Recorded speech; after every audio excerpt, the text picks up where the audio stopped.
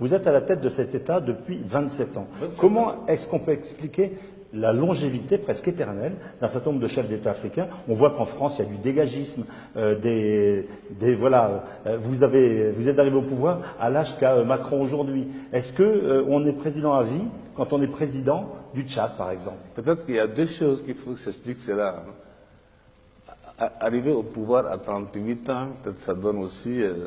mais Macron sera plus au pouvoir dans 20 ans. Attendez, c'est peut-être que c'est mauvais. Peut-être que c'est mauvais. Cette longévité explique par cela. Et de deux, parce que je ne suis pas un homme, je pense que, je vais vous dire très honnêtement, je ne suis pas un homme heureux. Et je n'ai jamais été un homme heureux. Vous comprenez? Non. Pourquoi? Je ne suis pas un homme heureux, je n'ai jamais été un homme heureux parce que je n'ai pas eu une jeunesse comme tout le monde a eu sa jeunesse. Je n'ai pas eu, j'ai eu ma jeunesse dans la guerre, qui est passée dans une guerre. Et au sortir de la guerre, j'ai eu cette responsabilité. J'aurais souhaité moi-même, en 2002, m'arrêter, comme j'avais promis en son temps, au second mandat. Oui. C'est-à-dire, en 2006, je devrais céder, en fait, disons. Il y a 10 ans. Au suivant. La guerre a éclaté. Le mercenaire avait attaqué, il mène a eu ici la vie. Le pays était en guerre. Vous comprenez? Mais en 2016, il... Attendez, s'il vous plaît.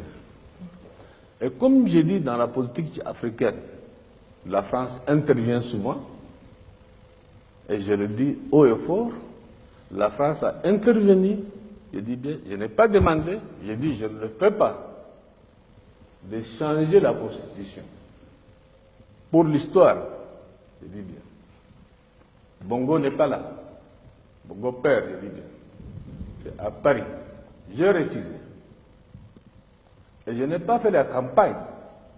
Qu'est-ce que vous voulez dire? C'est la France qui vous a poussé à continuer? C'est toujours la France qui fait, et c'est toujours la France qui critique, et c'est toujours la France qui est derrière. Mais en 2016, la France n'était pas derrière votre Écoutez-moi d'abord, s'il vous plaît. Ce que vous voulez dire, c'est que c'est Paris qui vous a poussé à continuer? Laissez-moi finir. Quand, comment on appelle, ils appellent le constitutionnaliste qui est venu ici, je ne connais même pas son nom. Je ne connais même pas son nom.